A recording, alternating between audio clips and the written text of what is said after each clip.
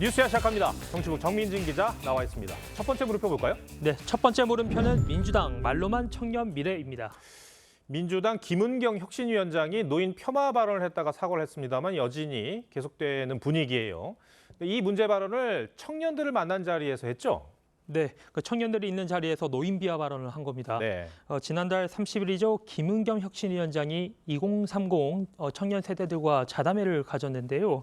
이 자리에서 청년들의 정치 참여를 독려하면서 문제의 발언이 나온 겁니다. 한번 먼저 들어보시죠. 네. 엄마, 왜 나이 드신 분들이 우리 미래를 막 결정해? 우리들의 미래가 훨씬 더 긴데 왜 미래가 짧은 분들이 똑같이 1대1 표결을 하냐는 거죠, 투표권을. 그런데 김 위원장이 청년들을 자주 만나는 것 같습니다. 그 7월 한 달 동안 두 번에 걸쳐서 공식 자리를 마련했으니까 자주 만났다라고 네네. 볼 수 있는 거죠. 김 위원장은 지난달 12일에도 생애 첫 투표권을 가지게 된 청년들과 이 간담회를 가졌는데요. 이 당시 간담회에서는 민주당을 비롯해서 기성 정치인들에 대해서 이 비판이 쏟아졌습니다. 20대 국회 평균 연령대가 55.5세입니다. 70년대 후반생 혹은 80년대 초반생 분들을 보면서 괴리를 느껴요. 아무래도 청년들의 비판을 통해서 혁신 동력과 명분을 얻을 수 있죠. 그리고 민주당이 전통적 지지 기반으로 생각하는 이 청년층의 지지를 호소하기 위한 측면이 있습니다. 그렇군요. 민주당이 하여튼 청년들을 말로는 많이 내세우고 있어요. 그런데 실제로 미래 세대를 위한 비전을 제시하고 있습니까? 그거 어느 정당이나 선거를 앞두고 이 청년의 미래를 이렇게 제시를 하죠. 예. 민주당도 지난 대선에서는 이 청년들을 위한 기본소득을 제시를 해서 이 지지를 호소하기도 했는데요. 한마디로 이 현금복지를 강조한 거죠. 이렇다 보니 지난 민주당 정권에서도 미래 세대에 빚만 남겼다는 지적이 적지 않습니다. 문재인 정부 5년 동안 연금이나 노동개혁은 사실상 포기했고 이 성심성 복지 예산을 늘리면서 국가 채무가 450조 원이나 늘었습니다. 현재 지금 1,000조 원이 넘습니다.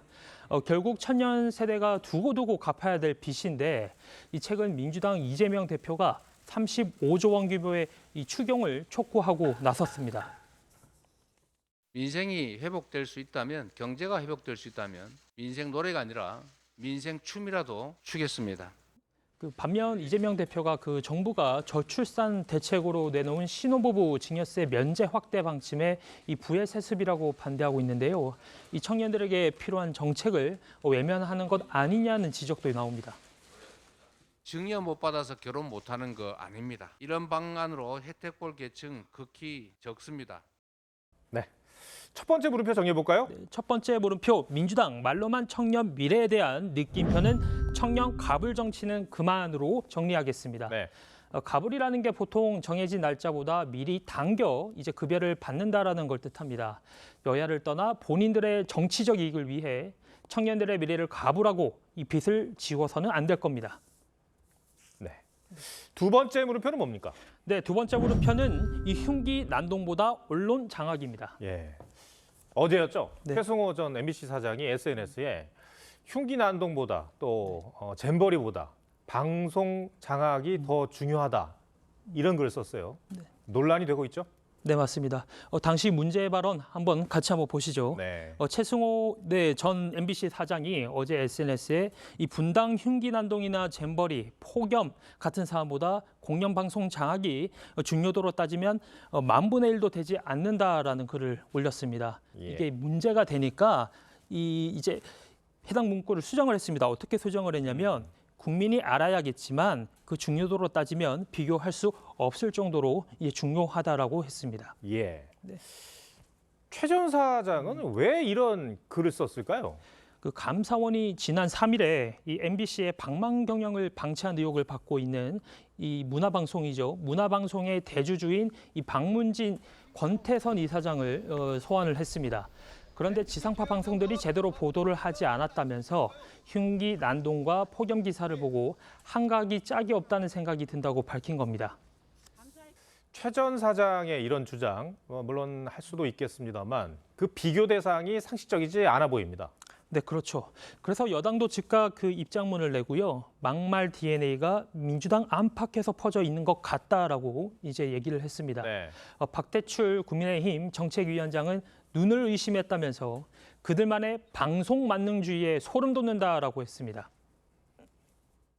문재인 정권 하에 그 중심에서 언론 장악 선봉장 역할을 담당한 사람이 누구였습니까? 바로 최승호 전 MBC 사장입니다. 그런데 이런 지적에 최 전 사장은 정부 여당을 공영방송 파괴자라고 지칭하면서 이를 다시 비판하는 글을 올렸는데요. 반면에 야당은 별도의 입장을 내지 않고 있습니다. 예.